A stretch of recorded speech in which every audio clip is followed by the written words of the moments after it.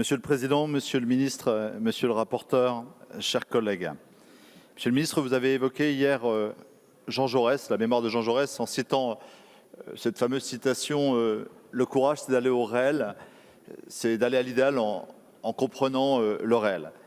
Comprendre le réel, c'est admettre peut-être une vérité qui peut déranger, qui peut tous nous déranger. On vient de dire à la tribune, sous de multiples façons, qu'il nous faut 3 ans de transition. Or, en 2016, une loi a été votée qui a fixé une limite et nous avons eu 4 ans. Qu'avons-nous fait de ces 4 ans? Je crois que si nous n'avons pas cet examen de vérité, nous ne sommes pas prêts à engager la transition qui s'avance. Nous avons eu 4 ans et qu'avons-nous fait? Moi, je voudrais dire qu'il y a eu une forme d'incurie partagée par l'État, une partie peut-être par le monde paysan, par la filière, par nos organisations collectives de marché qui ont défailli. Et je crois que si on ne reconnaît pas cette responsabilité, on n'est pas prêt à engager la transition qui vient. La première responsabilité, je dois le dire, Monsieur le Ministre, c'est celle d'avoir mis en panne un plan éco-phyto qui était censé résoudre toutes les sources d'agribashing, toutes les sources de controverses, toutes les polémiques qui freinent aujourd'hui le fait que la France n'est pas encore le leader de l'agroécologie qu'elle devrait être. Cette panne d'éco-phyto, c'est notre responsabilité, c'est votre responsabilité dans ces 3 années.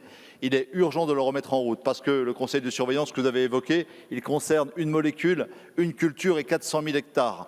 Si nous devons le déployer à l'échelle de la France, cela suppose 70 conseils de surveillance. Je préfère à 70 conseils de surveillance un plan éco-phyto démocratique, transparent, efficient qui exprime la puissance publique et privée de notre pays tourné vers les marchés du futur. Le groupe socialiste qui n'a pas voulu opposer la dignité des travailleurs de la terre, de tous les travailleurs de la terre.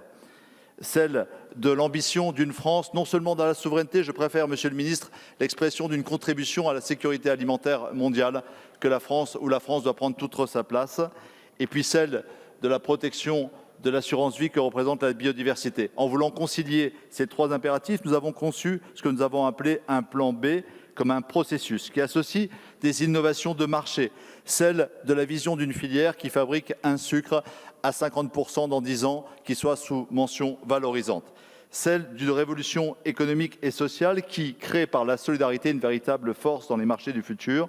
C'est celle d'une contribution de la filière, celle qui a bénéficié de l'écroulement des prix et qui a acheté sa matière première 2 fois moins cher pendant les 3 dernières années, celle d'une contribution volontaire obligatoire qui crée les conditions d'une assurance collective, d'une réforme du fonds de mutualisation de sanitaire et environnementale et du fonds de garantie des risques agricoles. Ces 3 réformes permettraient à court terme non seulement d'avoir la ressource, mais d'accomplir l'indemnisation totale de 100% des pertes opérées par le puceron et la jaunisse, d'engager la transition écologique que nous souhaitons et de prendre en charge le déficit de l'industrie sucrière qui a des charges fixes très importantes et qui doit être compensé à cet effet.